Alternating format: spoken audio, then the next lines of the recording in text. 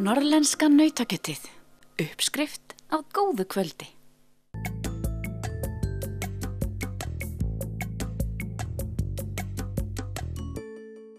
Þetta gistiheimilið Lyngholt á Þórshöfn á Langanesi. Karen Rut Konráðsdóttir rekur Lyngholt og reyndar félagið með fleiri gistiheimili en Lyngholt. Hún segir reksturinn almennt skemmtilegan. Í fyrra var búist við aukningu á þessu ári en staðreyndin engu síður sú að ferðafólki hefur fækkað. Karen segir að sérstaða Langanes sé rólegheit og ósnortin náttúra. Við erum búin að gera þetta núna síðan 99, byrjaði þá. Búin að svona smá auka við okkur bara, stækka þetta svona hægt og bítandi og það ekkert hægt að gera neitt hratt hér, það alltaf að gerast bara rólegheitum. Hvað þýðir það í rólegheitum? Þið byrjuðu með þetta hús, Lyngholt, eða svo hafið stækkað við ykkur hægt og rólega? Já, við byrjuðum bara með aðra hæðina í þessu húsi, bjuggum sjálf niðri, byrjuðum bara með 4 herbergi. Núna erum við með allt þetta hús og annað hús hérna út í bæ og svo 1 hús til. Þannig að það eru orðin 3 í rekstri núna. Og svo erum við búin að kaupa hérna lítið hús við hliðina á okkur sem búið að vera í niðurníðslu lengi. Við ætlum að gera það upp vonandi fyrir næsta sumar. Og svo erum við að byggja eitt pínulítið heima líka sem verður fluttinga og sett við hliðina sem svona lítil stúdíóíbúð. Það svona svolítil eftirspurn hérna eftir svona herbergjum og litlum íbúðum í langtímaleigu. Það mikið að vertíðafólki hér og vinnufólki. Þannig að við höfum alveg svona eitthvað að gera yfir veturinn líka. En hvernig þetta sumar búið að vera? Þetta sumar búið að vera svona í rólegri kantinum. Svona með það sem við áttum von á. Við vorum mjög bjartsýn eftir síðasta sumar. Það fór svolítið upp á við sko.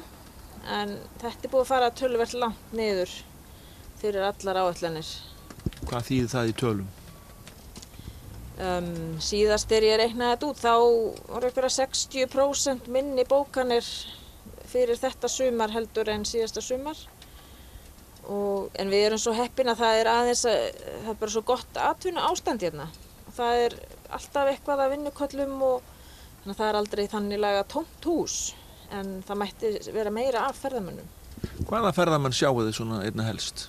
Það náttúrulega voða lítið af Íslendingum. Amerikanar eru hérna svolítið og Þjóðverjar og svona allt í bland svolítið, en það ekkert eitthvað eitt þjóðerni frekar en annað sko. Eru menn þá að detta inn eða þetta panta fyrirfram? Það hér allt panta fyrirfram núna og það rosaleg breyting sem orðið núna síðustu ár. Þegar við byrjum þá var þetta allt lausatrafík, þá vissi maður aldrei á hverju maður átti von þann daginn, en núna veistu allt með löngum fyrirvara. Og við vorum með mjög góða bókanir sko framan af vetri og en svona eftir áramót þá fór bara dynja inn afbókanir. Þannig að við vissum svo sem alveg hvernig sumarið myndi verða. Hver sérstaða ykkar hér á Langanesi? Það náttúrulega bara rólegheitin og bara plássið sem við höfum. Það náttúrulega gefur auga leið að þú getur farið út á Langanes og verið svona nokkurn veginn einn bara þar, svona stundum allavega. Og fólk mjög hrifið af því að vera ekki sko alltaf í einhverjum tróðningi, vera í bílaröð einhvers staðar eða það sem ekki þverfóta fyrir ferðamönnum. En þetta ennþá mjög ósnortið hérna og náttúrulega fámennt bara. En nú ertu sjálf heimamanneskja en býrð samt ekki sjálf á Þórshöfn? Nei, ég náði mér í bónda og við rekum sauðfjárbú rétt fyrir utan þorpið.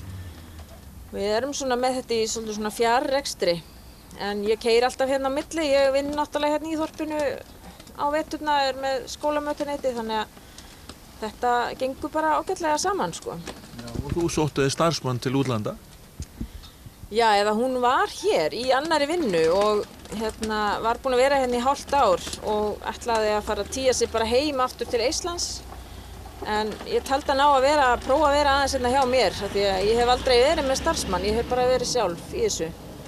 Og nú ég bæði með hana og dóttur mína í vinnu. Þannig að það hittir svolítið illa á að skuli vera svona rólegt sumar, loksins þegar mér starfsfólk sko.